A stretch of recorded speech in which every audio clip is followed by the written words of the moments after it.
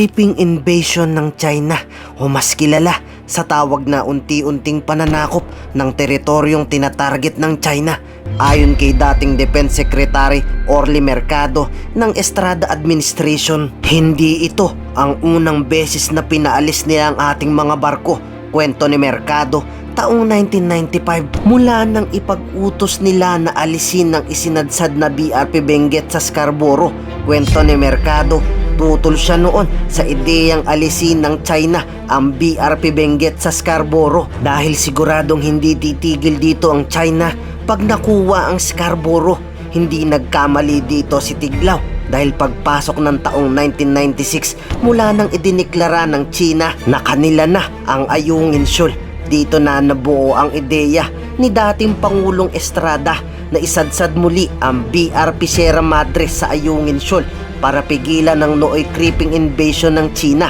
Pero pagsisiwalat ni Rigoberto Tiglaw, dating presidential spokesperson ng Administrasyong Arroyo, si dating Pangulong Joseph Estrada ang talagang nangako sa China na aalisin ang BRP Sierra Madre sa Ayungin Shoal.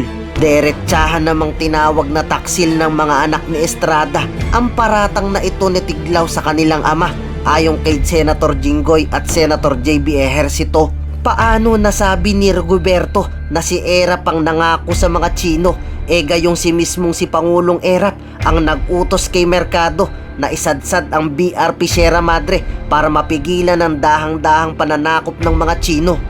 It was made verbally. Allegedly to who? Can you name names, Mr. Tiglaw? Tiglaw was a cabinet member of the Arroyo administration, and he was conspicuously silent in asserting our sovereign rights over issues concerning the West Philippine Sea. Kaya naman ang sinasabing pangako na tanggalin ang BRP Sierra Madre sa Ayungin Shoal ay isang kasinungalingan. Pinaghirapan planuhin nila dating Defense Secretary Orly Mercado at ng Armed Forces of the Philippines ang mga strategy para labanan ang sinasabi nilang creeping invasion ng China. Basta na lamang ba natin bibitawan ang pag-okupa ng BRP Sierra Madre sa Ayungin? As I have said, it defies logic, Mr. President. At ngayon, ay binabaliktad pa tayo at pinapalabas ng China base sa mga binitawang salita ni Chinese Embassy Deputy Chief of Mission Zhao Ziyong. May basihan ang ginawa nilang agresibong aksyon na pag-water cannon sa Philippine Coast Guard na naghahatid lamang ng rasyon ng pagkain sa mga kababayan natin na katalaga sa BRP Sierra Madre.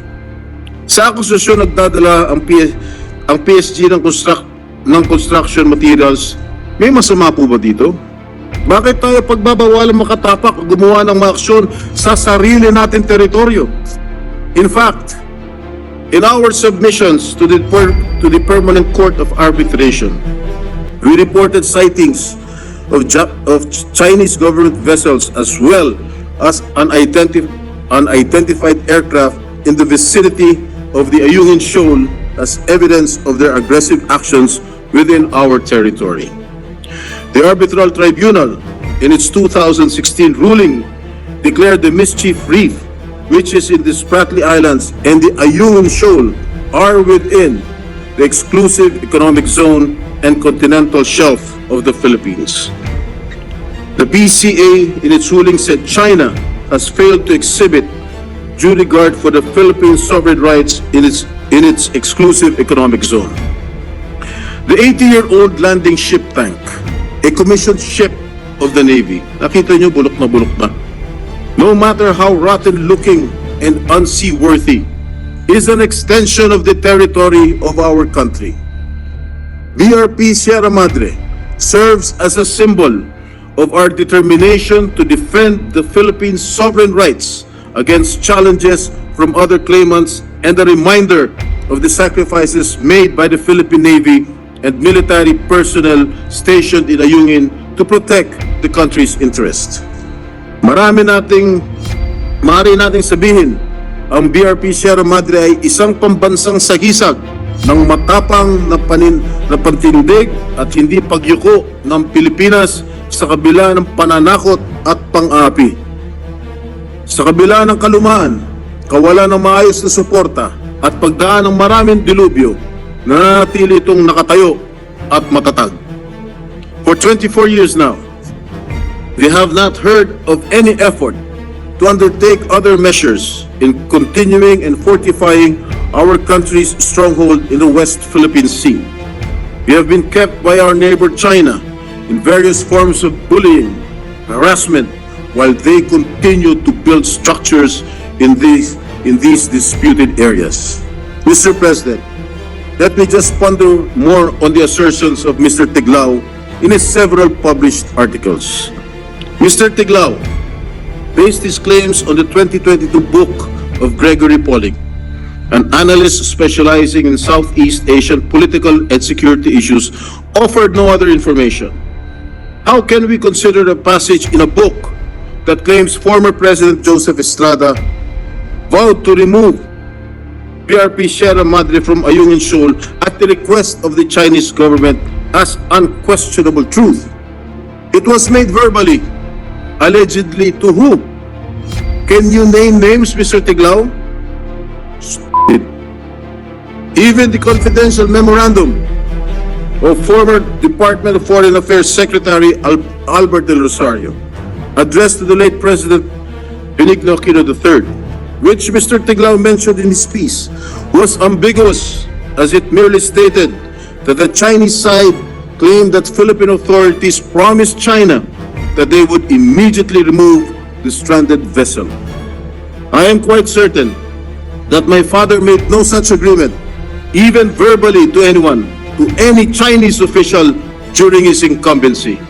And I can back up my claims. As I have earlier said, that former Senator Orly Mercado, who was the defense secretary of my father during his time, along with Navy officials, came up with the idea of running aground some of the World War II era LST or landing ship tank Sierra Madre to stake Philippine claim and establish a presence in the Calayan Island Group during a command conference of the armed forces. Unlike Mr. Tiglao, I could easily and did verify this information from Senator Mercado himself, and he attested that there was no such promise made to China. And if indeed there was such an arrangement, how come there was relatively peace in the West Philippine Sea during the Arroyo administration that spanned for 9 long years? Tiglao was a cabinet member of the Arroyo administration, and he was conspicuously silent in asserting our sovereign rights over issues concerning the West Philippine Sea. They could have kept up the momentum gained by the Estrada administration in pursuing comprehensive strategy or plan of action to reinforce our country's territorial claims. One thing certain was that under the presidency of Mrs. Arroyo, several bilateral talks were held in Shanghai that resulted in the signing of agreements related to tourism and the opening of the country to Chinese investments. As we deliberate on this matter, let us reaffirm the principles that guide our actions as custodians of our nation's interests. Ayungin Shoal is not just a piece of land. It symbolizes our assertions of sovereignty and our dedication to upholding international law, specifically the United Nations Convention on the Law of the Sea. Mr. President, distinguished colleagues, the BRP Sierra Madre's presence at the Shoal stands as a testament to our unwavering commitment to defending our rightful claims and securing our territorial integrity. And as a sovereign nation, we hold dear the principles that our forefathers and heroes fought hard to secure. Any suggestion that goes against this commitment, regardless of whether it happened in the past or present, challenges those principles. We cannot allow mere allegations without substantial evidence to cast aside the efforts and sacrifices made to ensure our current freedoms, especially not from someone who had been called out not once, but twice by media organizations by making up stuff with absolutely no evidence to support his attacks. Mr. Tiglao was previously accused by Rappler in 2017 of spreading fake news when he alleged that the online news outlet's supposed funder played a role in the ousting of the Ukrainian president in 2014. In 2022, he repeated his actions by accusing Verifiles, an independent media organization, of being funded by U.S. bankrollers and supporting then Vice President Leni Robredo's presidential campaign. Hindi ko lubos maisip kung bakit kailangan magpakalat ng ganitong kasinungalingan kung kailan paulit-ulit ang pambubuli sa atin ng bansang itinuturing nating kaibigan. Maliban na lamang kung isa siyang makapili o isang traidor ng bayan. Ang katagang binitawan ng batikang aktor na si John Arcilla sa kanyang pagganap sa pelikula bilang si General Luna ay tila nababagay kay Mr. Tiglao. Ang sabi niya, may mas malaki tayong kalaban, ang ating sarili. Ginoong Pangulo, sa panahon sinusubok ang ating katatagan at pagkakaisa, gamitin natin inspirasyon ang BRP Sierra Madre na patuloy na naglalayag para ipaglaban ang ating kasarinlan. While we may have differing opinions, one thing is undeniable. On July 16, 2016, we successfully fought for our rights and emerged victorious. These allegations put forth by Mr. Rigoberto Tiglao have raised concerns about the integrity of our nation's sovereign rights and our commitment to safeguarding our territorial integrity. Such claims that a former president had promised to remove a vessel that symbolizes our presence and assertion of rights in the West Philippine Sea is a matter that deserves thorough scrutiny and rigorous analysis. This plot twist in the continuing saga on our country's territorial claims over at West Philippine Sea came 2 weeks after we adopted Resolution Number 79, strongly condemning China's continuing harassment and its persistent incursions in the West Philippine Sea. But before I address Mr. Tiglao's allegations against my father, former President Joseph Ejercito Estrada, I believe it is a good opportunity to discuss how our country is asserting its sovereignty and claim its territory. The quest to claim portions of Spratlys as part of Philippine territory can be traced back to the late President Ferdinand Marcos Sr.'s time in office. He recognized the island's strategic and economic significance, considering that some of these islands have lucrative potential oil and gas deposits. During the 1970s to 1980s, the Marcos government gained control of the Calayan Island Group, or KIG, when we took over Lawak, Pag-asa, Parola, Likas, and Cota, and later on Panatag, Panata, and Rizal. Those audacious undertakings were continued by the Estrada administration.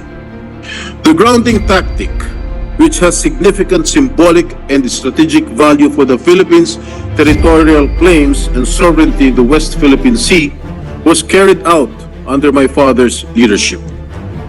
The Estrada maneuvering and the fall of Camp Abu Bakar, the Moro Islamic Liberation Front's second largest camp, the culmination of the Estrada administration's all-out war against the MILF are proof of my father's strong resolve to assure internal and external security.